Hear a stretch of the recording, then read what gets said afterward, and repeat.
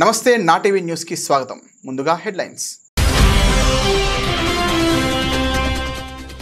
ఆంధ్రప్రదేశ్ రాష్ట్రానికి 4 కుంకి ఏనుగులు అప్పగించిన కర్ణాటక ప్రభుత్వం.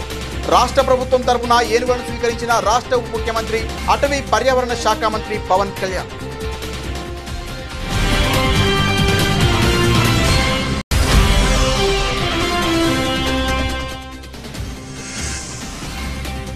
రాజమహేంద్రవరంలోని గౌతమి ఘాట్లో ఘనంగా ప్రారంభమైన యోగాంధ్రప్రదేశ్ కర్టెన్ రైజర్ కార్యక్రమం. ముఖ్య అతిథిగా హాజరైన మంత్రి కందుల దుర్గేష్.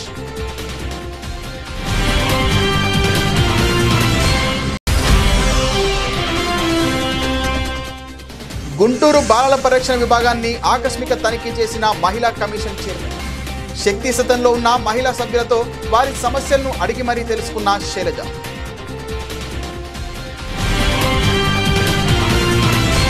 ఆంధ్రప్రదేశ్ రాష్ట్రానికి కర్ణాటక 4 కుంకి ఏనుగులను అందజేసింది. మొత్తం 6 కుంకి ఏనుగులు ఇవ్వాల్సి ఉండగా 2 ఏనుగులను వాటి ఆరోగ్య కారణాలు, శిక్షణ పూర్తి కాకపోవడం వంటి కారణాల వల్ల మరో దఫా అందజేయనున్నట్లు కర్ణాటక ప్రభుత్వం తెలియజేసింది. బుధవారం బెంగళూరులోని కర్ణాటక విధానసౌధ వద్ద ఏర్పాటు చేసిన ప్రత్యేక కార్యక్రమంలో ఆ రాష్ట్ర ముఖ్యమంత్రి సిద్ధరామయ్య, ఉప ముఖ్యమంత్రి డికే శివకుమార్, అటవీ పర్యావరణ శాఖ మంత్రి ఈశ్వర్ ఖండ్రే, ముఖ్యమంత్రి వర్యులు, అటవీ పర్యావరణ శాఖ మంత్రులు పవన్ కళ్యాణ్ సమక్షంలో అటవీ అధికారులకు అందించారు. కుంకి ఏనుగులు అప్పగింతకు సంబంధించిన ఒప్పంద పత్రాలను, లైసెన్సులు, వాటి సంరక్షణకు సంబంధించిన విధి విధానాలను, పత్రాలను కర్ణాటక ముఖ్యమంత్రి సిద్ధరామయ్య పవన్ కళ్యాణ్కు అందజేశారు. శాస్త్రోక్తంగా గజపూజ నిర్వహించిన అనంతరం జెండా ఊపుతూ కర్ణాటక ప్రభుత్వాధినేతలు కుంకీలను సాగనంపగా పూల వర్షం కురిపిస్తూ పవన్ కళ్యాణ్ ఆహ్వానం పలికారు. ఈ 4 ఏనుగులను కర్ణాటక అటవీ శాఖ అధికారుల నుంచి ఆంధ్రప్రదేశ్ అటవీ అధికారులు అధికారికంగా స్వీకరించారు. దేవ, కృష్ణ, అభిమన్యు, మహేంద్ర అనే పేర్లు కలిగిన కుంకి ఏనుగులు ఆంధ్రప్రదేశ్కి అప్పగించారు. కర్ణాటకకు చెందిన మావటీలు 2 నెలల పాటు కుంకి ఏనుగులతో ఉండి ఆంధ్రప్రదేశ్ మావటీలకు వాటి సంరక్షణ తదితర అంశాలపై శిక్షణ ఇవ్వనున్నారు. రాజమహేంద్రవరంలోని గౌతమి ఘాట్లో ఈరోజు ఘనంగా ప్రారంభమైన యోగాంధ్రప్రదేశ్ కర్టెన్ రైజర్ కార్యక్రమంలో ముఖ్య అతిథిగా హాజరైన రాష్ట్ర పర్యాటక, సాంస్కృతిక, సినిమాటోగ్రఫీ శాఖ మంత్రి కందుల దుర్గేష్ పాల్గొన్నారు. మంత్రి దుర్గేష్ మాట్లాడుతూ విశాఖపట్నంలో జూన్ 21 నిర్వహించే అంతర్జాతీయ యోగా దినోత్సవాన్ని ప్రతిష్టాత్మకంగా నిర్వహిస్తామని మంత్రి కందుల దుర్గేష్ వెల్లడించారు.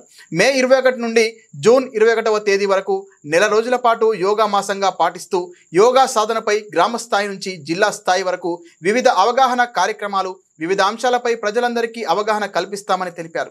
CM Chandrababu Naidu, deputy CM Pawan Kalyan, మానవ వనరుల శాఖ మంత్రులు నారా లోకేష్ల ఆధ్వర్యంలో యోగాకు సంబంధించి వివిధ కార్యక్రమాల రూపకల్పన. జూన్ 21న విశాఖలో జరిగే అంతర్జాతీయ యోగా దినోత్సవంలో ప్రధాని మోదీ పాల్గొంటారు అని అన్నారు. యోగా దినోత్సవం సందర్భంగా జూన్ 21వ తారీఖు వరకు, ఈ నెల 21వ తారీఖు నుంచి ఈ ఒక నెల రోజుల పాటు యోగాకు సంబంధించినటువంటి వివిధ అంశాల మీద ప్రజలందరికీ కూడా ఒక అవగాహన కల్పించే విధంగా వివిధ రకాల కార్యక్రమాలని ముఖ్యమంత్రి చంద్రబాబు నాయుడు గారు, ఉప ముఖ్యమంత్రి పవన్ కళ్యాణ్ గారు, అదేవిధంగా మానవ వనరుల శాఖ మంత్రులు నారా లోకేష్ గారు రూపొందించడం జరిగింది. దీని ద్వారా మొత్తం జూన్ 21వ తారీఖున జరిగేటువంటి అద్భుతమైనటువంటి కార్యక్రమంలో విశాఖపట్నంలో ప్రధానమంత్రి గారు పాల్గొంటారు. ఆ కార్యక్రమంలో రమారమి ఒకే చోట 5 లక్షల మంది యోగా అభ్యసించే విధంగా కార్యక్రమాన్ని, దాంతోపాటు రాష్ట్రం మొత్తం మీద 5 కోట్ల మంది అభ్యసించే విధంగా ఈ కార్యక్రమాన్ని రూపొందించడం జరిగింది. ఈ నెల రోజుల పాటు వివిధ ప్రాంతాల్లో వివిధ రకాలుగా ఈ అంతర్జాతీయ యోగా దినోత్సవం మీద అవగాహన కల్పించే విధంగా మహిళలు కానీ, విద్యార్థులు కానీ, సినిమా రంగానికి చెందిన వారు కానీ, ఇతర రంగాలకు చెందిన వారు అందరితోటి కూడా కార్యక్రమాలు నిర్వహించడం జరుగుతుంది. దాంతోపాటు కూచిపూడి కళా నృత్య కార్యక్రమాలను కూడా ఏర్పాటు చేయడం జరుగుతుంది. ఇవన్నీ కలిపి మొత్తంగా ప్రపంచానికి భారతదేశం ఇతర ఆర్థికపరమైన అంశాల్లో కానీ, శాస్త్ర సాంకేతికపరమైన అంశాల్లో ఎలా ముందంజ వేసిందో అదేవిధంగా యోగా విషయంలో కూడా ప్రపంచానికి ఆరోగ్యాన్ని అందిస్తున్న దేశంగా ఈ దేశాన్ని నిలబెట్టాలనేటువంటి నరేంద్ర మోడీ గారి యొక్క ఆలోచన మేరకు ఈ యోగా దినోత్సవాన్ని బాగా నిర్వహించడానికి ఒక కమిటీ వేసుకున్నారు. ఆ కమిటీలో మేమందరం ఉన్నాం. ఆ కమిటీ ద్వారా రాబోయే రోజుల్లో అద్భుతమైన కార్యక్రమాలను ప్రారంభించడానికి ఈరోజు నా స్వగ్రామం అయినటువంటి రాజమండ్రిలోనే పాల్గొనడం ఆనందంగా ఉంది.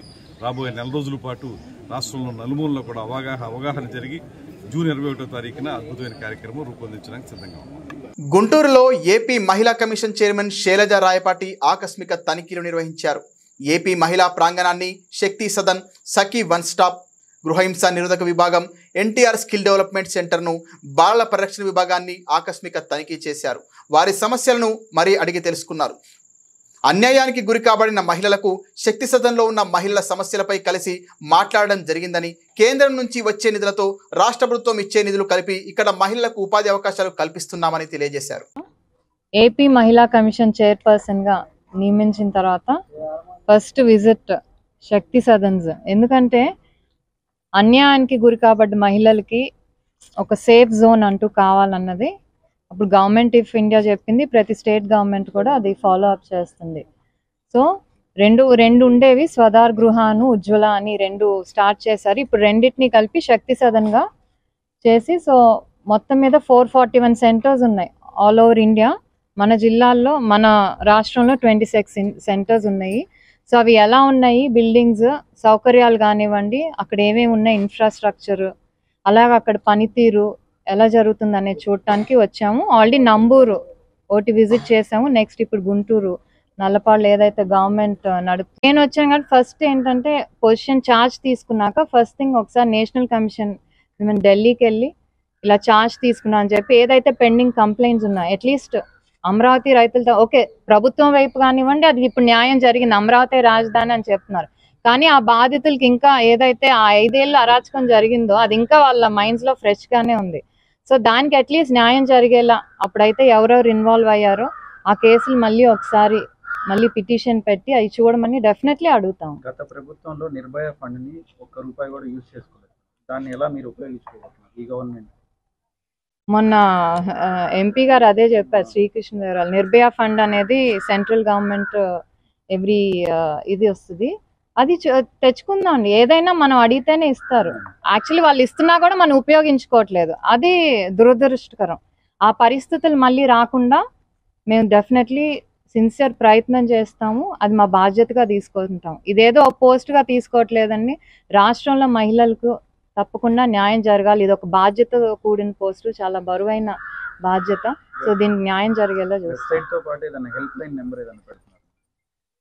ఫస్ట్ వెబ్సైట్ అప్డేట్ ఆల్రెడీ ఒక హెల్ప్ లైన్ ఉందండి, అది మళ్ళీ మార్చి ఆ వెబ్సైట్లో పాటు. సో వెబ్సైట్కి వెళ్తే ఆటోమేటికల్లీ అన్ని details, cases, petitions, pending cases అన్ని డీటెయిల్స్ ఆటోమేటిక్గా వస్తాయి. అది మ్యాక్సిమం ఒక 1 మంత్ టైంలో మొత్తం చేస్తే ప్రజలకి ఇంకా రీచ్. ఎందుకంటే చాలా మందికి శక్తి సదన్ల గురించి అవగాహన లేదు. మేము ఇందాక ఒక కేసు చూస్తే ఆ అమ్మాయి 2 పిల్లలతో డొమెస్టిక్ వైలెన్స్ వల్ల సూసైడ్ చేసుకోవాలనుకుంది పిల్లలతో. కానీ ఎవరో ఫ్రెండ్ సజెస్ట్ చేయటం వల్ల శక్తి సదన్లో జాయిన్ అయింది. She is very happy. వచ్చి చెప్తుంది, నేను చాలా సంతోషంగా ఉన్నాను, నాకు తెలీదు వీటి గురించి, లేకపోతే చచ్చిపోదాం అనుకున్నాను, మా ఫ్రెండ్ చెప్తే వచ్చాను. సో అవేర్నెస్ ఒకటి మేము అన్ని లెవెల్స్లో క్రియేట్ చేస్తే అట్లీస్ట్ అన్యాయం గురైన వాళ్ళకి ఆత్మహత్య అనే ఆలోచన రాదు. మాకు ఒకళ్ళు ఉన్నారు, ఒక తోడు ఉన్నారు, మమ్మల్ని చూసుకుంటారనే ఒక భరోసా కలిగియచ్చు. ప్రధానంగా పోలీస్ స్టేషన్స్ లో కూడా మహిళలు వెళ్ళినప్పుడు వారికి సరైన రక్షణ కల్పించడంలో కానీ విఫలమయ్యారు. దీన్ని మీరు ఏ విధంగా తీసుకోబోతున్నారు? మహిళలకి ఎలాంటి భరోసా ఇవ్వబోతున్నారు కమిషన్ తరఫున? ఈ మహిళలు అప్పుడు సంగతి తెలియదండి, బట్ ఇప్పుడైతే థింగ్స్ డిఫరెంట్గా ఉన్నాయి డెఫినెట్లీ. మరి ఇప్పుడు ఇక్కడ శక్తి సదన్లో చూసిన కేసెస్ ఏదైతే ఉందో ఫస్ట్ వాళ్ళు మరి పోలీస్ స్టేషన్కి వెళ్ళినప్పుడు మరి అక్కడి నుంచి డైరెక్ట్ 1 స్టాప్ సెంటర్స్కే పంపిస్తున్నారు వాళ్ళు ఎక్కడ కూడా. ఎందుకంటే లేడీస్ నైట్ పోలీస్ స్టేషన్ ఉండకూడదని చెప్పి వాళ్ళందరినీ 1 స్టాప్ సెంటర్స్కి పంపిస్తారు ఫస్ట్. ఇక్కడ కౌన్సిలింగ్, లీగల్ ఎయిడ్ అవసరం అయితే ఉంచి ఒక మినిమం ఒక మ్యాక్సిమం 5 డేసే ఇక్కడ వాళ్ళు స్టే. ఈ లోపు వాళ్ళ ప్రాబ్లమ్ సెట్ అయితే పంపించేస్తారు. లేకపోతే కనుక నెక్స్ట్ శక్తి సదన్కి పంపించి అక్కడ కొన్ని మంత్స్ అయినా అట్లీస్ట్ దిల్ ట్రై టు మళ్ళీ వాళ్ళ ప్రాబ్లమ్ సాల్వ్ అయ్యేటట్టు చూస్తారు. లేకపోతే వాళ్ళే యాక్చువల్లీ పెళ్ళిళ్ళు చేసి మళ్ళీ పంపించే విధంగా చేస్తున్నారు. సో డెఫినెట్లీ ఇప్పుడు థింగ్స్ మారుతాయండి. అంతకుముందు లేని దిశా చట్టం చెప్పి ఉందని చెప్పి మనం అందరూ చూసాం చట్టంగా దాన్ని. సో ఇప్పుడు థింగ్స్ అన్ని చేంజ్ అవుతాయి డెఫినెట్లీ. అంటే మొన్నే కదండి, మొన్నే బాధ్యత తీసుకున్నాను కాబట్టి ఫస్ట్ విజిట్ వచ్చి గుంటూరు. డెఫినెట్లీ అన్ని జిల్లాలు తిరుగుతాం, అన్ని సెంటర్స్ విజిట్ చేస్తాము. Yeah definitely. గుంటూరు జిల్లా జనసేన పార్టీ నగర నాయకులు ఫణికుమార్ శర్మ అఖిల భారత బ్రాహ్మణ సంఘం గుంటూరు జిల్లా అధ్యక్షులుగా నియమితులైన సందర్భంగా జనసేన పార్టీ నేతలు గుంటూరు జిల్లా జనసేన పార్టీ కార్యాలయంలో ఘనంగా సన్మానించారు. వారి యొక్క సేవలు జనసేన పార్టీకే కాకుండా అందరికీ ఉపయోగపడే విధంగా ఉండాలని, సమాజంలో వారు మరింత ఎత్తుకు ఎదగాలని గుంటూరు జిల్లా జనసేన పార్టీ అధ్యక్షులు గాదె వెంకటేశ్వరరావు తెలియజేశారు. ఈ కార్యక్రమంలో ఉమ్మడి గుంటూరు జిల్లా ఉపాధ్యక్షులు అడప మాణిక్యాలరావు, జిల్లా ప్రచార కమిటీ కోఆర్డినేటర్ శిఖా బాలు, జిల్లా కార్యదర్శి శ్రీనాథ్, నగర ఉపాధ్యక్షులు కొండూరు కిషోర్ కుమార్, కార్పొరేటర్ సంకూరి శ్రీనివాసరావు, నగర జనసేన కార్యదర్శులు నాయకులు కొత్తకోట ప్రసాద్, బొడ్డుపల్లి రాధాకృష్ణ, ఇర్రి సాయి, అందే వెంకటేశ్వరరావు, కె కిషోర్, శీలం మోహన్ మరియు జనసేన పార్టీ నాయకులు, కార్యకర్తలు, అభిమానులు పెద్ద ఎత్తున పాల్గొని బ్రాహ్మణ సంఘ అధ్యక్షుడు ఫణికుమార్ శర్మకి శుభాకాంక్షలు తెలియజేశారు. ఛత్తీస్గఢ్లోని నారాయణపూర్ జిల్లాలో జరిగిన ఎదురుకాల్పుల్లో మావోయిస్టు అగ్రనేత నంబాల కేశవరావు అలియాస్ బసవరాజు మృతి చెందారు. ఈ విషయాన్ని కేంద్ర హోంమంత్రి అమిత్ షా ఎక్స్లో వెల్లడించారు. బుధవారం ఉదయం జరిగిన ఎన్కౌంటర్లో 27 మంది మావోయిస్టులు మృతి చెందారు. వారిలో నంబాల కేశవరావు ఉన్నట్లు పోలీసులు ధృవీకరించారు. కేశవరావుపై రూపాయలు 1.5 కోట్ల రివార్డు ఉందని తెలియజేశారు. నక్సలిజం నిర్మూలనలో ఇదో మైలురాయి. ఛత్తీస్గఢ్లోని నారాయణపూర్లో జరిగిన ఆపరేషన్లో 27 మంది మావోయిస్టులు మృతి చెందారు. వీరిలో మావోయిస్టు పార్టీ ప్రధాన కార్యదర్శి, నక్సల్ ఉద్యమానికి వెన్నుముకగా ఉన్న నంబాల కేశవరావు అలియాస్ బసవరాజు ఉన్నారు. నక్సలిజానికి వ్యతిరేకంగా కొనసాగుతున్న 3 దశాబ్దాల పోరులో ప్రధాన కార్యదర్శి స్థాయి కలిగిన నేత మృతి చెందడం ఇదే తొలిసారి. భద్రతా దళాలకు అభినందనలు. ఆపరేషన్ బ్లాక్ ఫారెస్ట్ పూర్తయిన తర్వాత ఛత్తీస్గఢ్, తెలంగాణ, మహారాష్ట్రలలో 54 మంది నక్సలైట్లు అరెస్ట్ అయ్యారు. 84 మంది లొంగిపోయారు.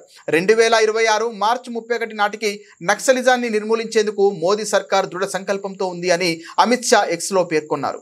జూన్ 21న నిర్వహించే కార్యక్రమానికి ప్రధాని మోదీ రానుండడంతో దీన్ని ప్రతిష్టాత్మకంగా తీసుకుంది.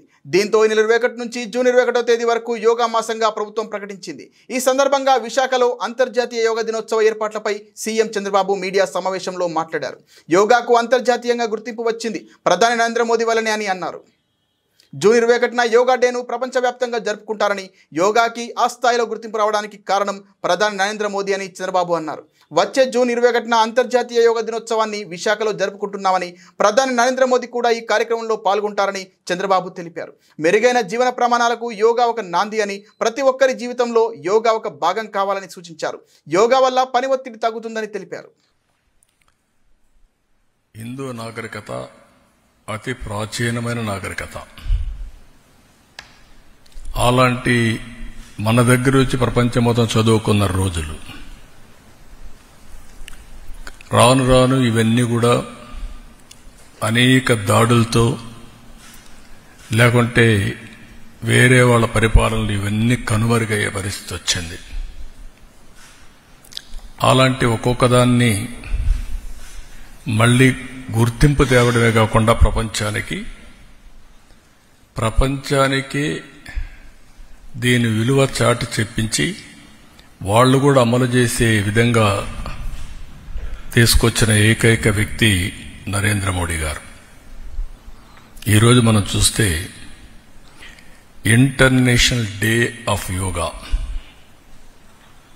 2014 డిసెంబర్లో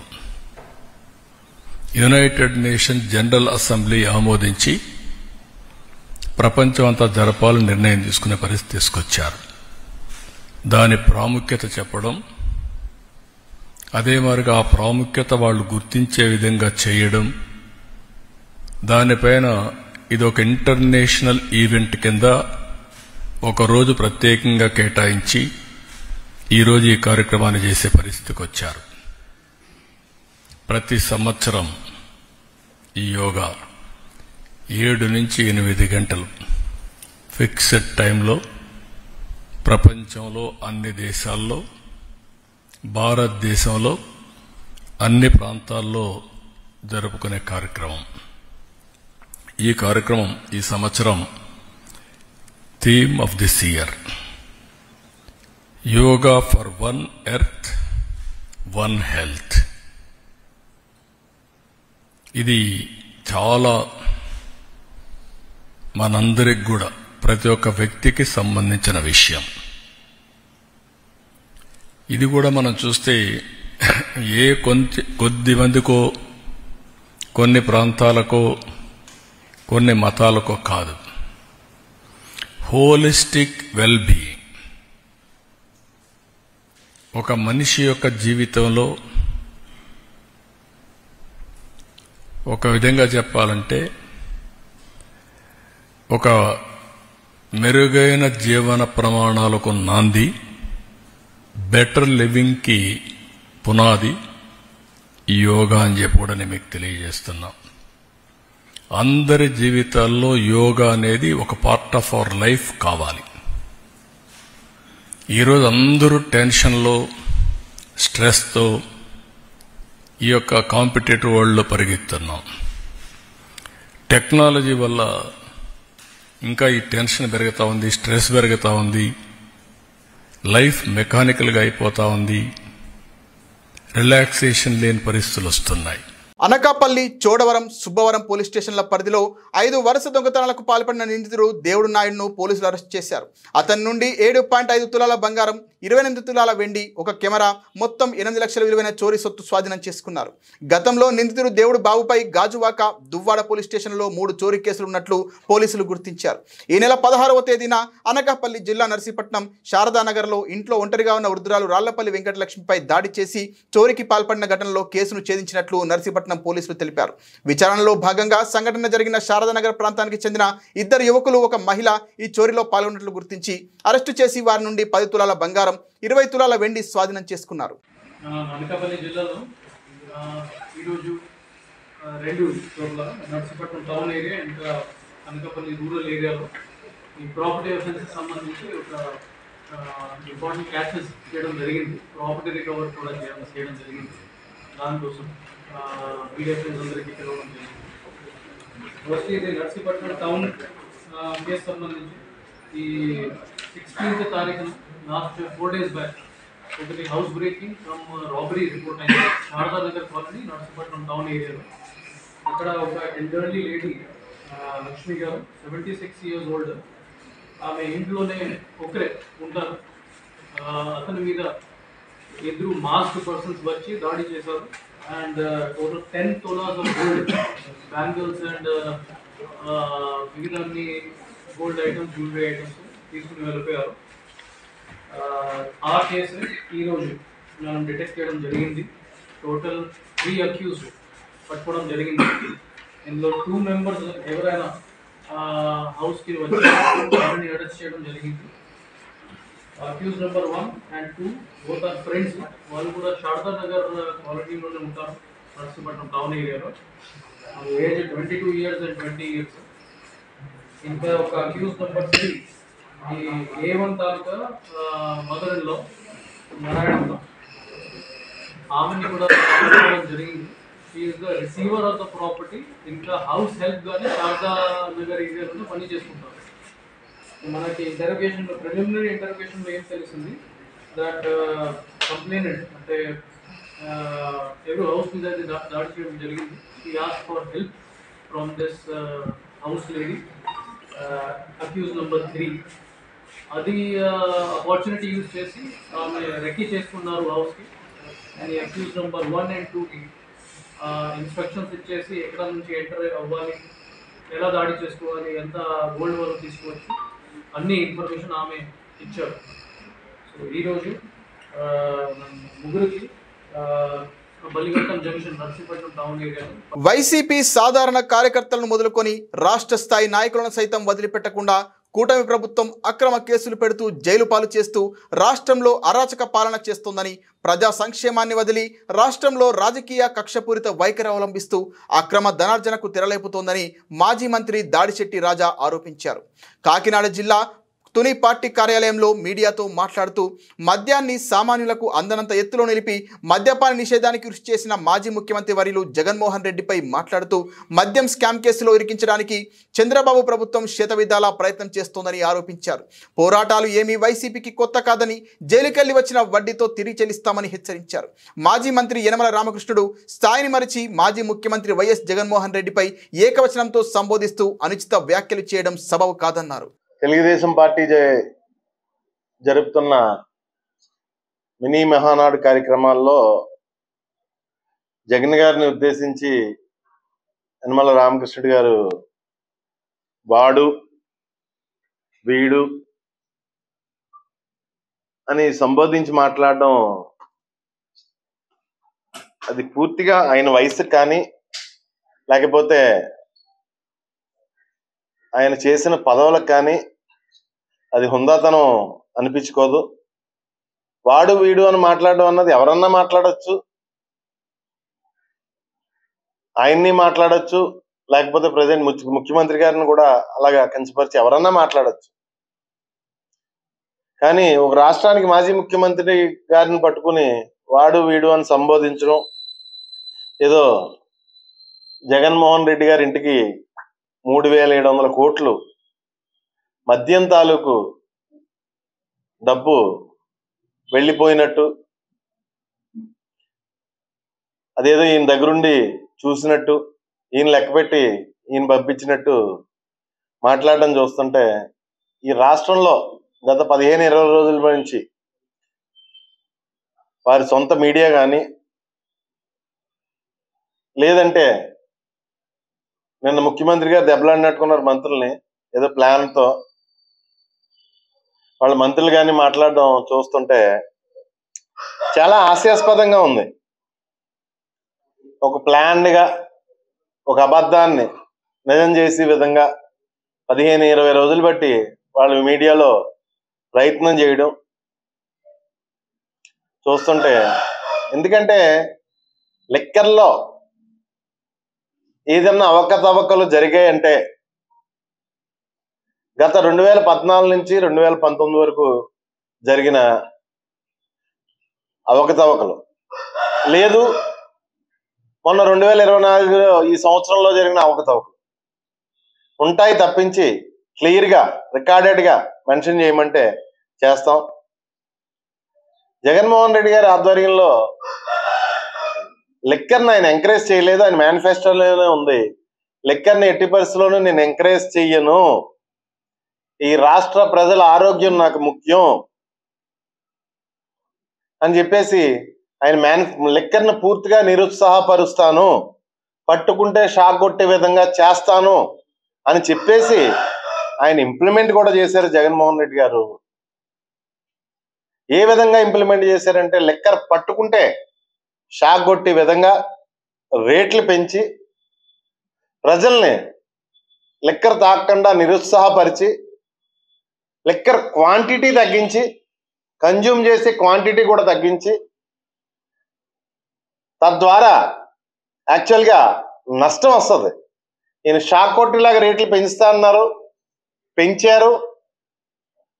తద్వారా వేలాది కోట్లు రాష్ట్రానికి ఆదాయం కూడా పెంచడం కూడా జరిగింది జగన్మోహన్ రెడ్డి గారు. గతం కన్నా ఆదాయం ఎక్కువ వచ్చింది, కన్జ్యూమ్ చేయడం తగ్గింది. అంటే ఇది జగన్మోహన్ రెడ్డి గారు స్కామ్ చేసినట్ట. మొన్నటికి మొన్న ఎలక్ట్రిసిటీ కొండంలో ఉంటే అదేదో స్కామ్ చేసినట్టు మాట్లాడారు. మరి నిన్న వచ్చేసరికి ₹4.80 చంద్రబాబు నాయుడుకి ఉంటే ఈ రాష్ట్ర ప్రజలు నెత్తిన 15 ఏళ్ల పాటు భారం వేస్తే అదేదో గొప్ప పని చేసినట్టు ట్యాక్ట్ఫుల్గా ప్రచారం చేస్తున్నారు. మరి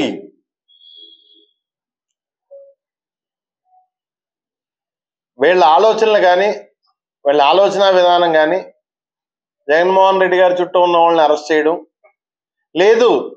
ఈరోజు రాష్ట్రంలో సుమారు 12,000 నుంచి 13,000 కేసులు వైఎస్ఆర్ కాంగ్రెస్ పార్టీ నాయకుల మీద కార్యకర్తల మీద పెట్టి వేధించడం. అంటే ఇలా చేస్తే వైఎస్ఆర్ కాంగ్రెస్ పార్టీ కార్యకర్తలు, మహిళా కార్యకర్తలు అందరూ కూడా భయపడతారు అని చెప్పేసి వాళ్ళు లెక్కలు వేసుకుంటున్నారు తప్పించి వైఎస్ఆర్ కాంగ్రెస్ పార్టీ జెండా పట్టుకున్న చిన్న పిల్లోడు కూడా మీ కేసులకు కానీ మీ పోలీసులకు కానీ భయపడే పరిస్థితి ఈ రాష్ట్రంలోనే లేదు. ఏం చేస్తారు? తీసుకెళ్తారు, లోపల పెడతారు, అంతే కదా. 40 రోజులు పెడతారు, 50 రోజులు పెడతారు. న్యాయం అన్నది ఒకటి ఉంది. ఖచ్చితంగా బయటకు వస్తారు. మీరు ఏదైతే అప్పచెప్పారో అదే మళ్ళీ మీకు ఎన్నికల తర్వాత తగులుతుందని చెప్పేసి నేను ఖచ్చితంగా మీతో చెప్తున్నాను. ఇందులో మీ పోలీసుకి కానీ లేకపోతే మీ పేపర్లకు కానీ భయపడి వాడు ఎవడో వైఎస్ఆర్ కాంగ్రెస్ పార్టీలో లేడని చెప్పేసి మరొకసారి నేను తెలియజేసుకుంటున్నాను. అదేవిధంగా రామకృష్ణ గారు చంద్రబాబు నాయుడు కాంబినేషన్. బులెటిన్ ముగించే ముందు హెడ్లైన్స్ మరోసారి. ఆంధ్రప్రదేశ్ రాష్ట్రానికి 4 కుంకి ఏనుగులు అప్పగించిన కర్ణాటక ప్రభుత్వం. రాష్ట్ర ప్రభుత్వం తరపున ఏనుగులను స్వీకరించిన రాష్ట్ర ఉప ముఖ్యమంత్రి అటవీ పర్యావరణ శాఖ మంత్రి పవన్ కళ్యాణ్.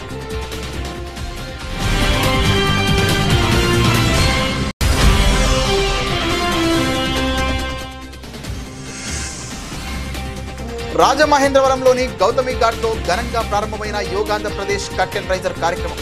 ముఖ్య అతిథిగా హాజరైన మంత్రి కందుల దుర్గేష్.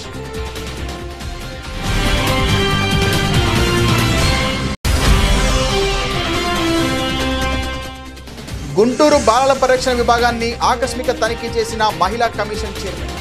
శక్తి సదన్లో ఉన్న మహిళా సభ్యులతో వారి సమస్యలను అడిగి మరీ తెలుసుకున్న శైలజ.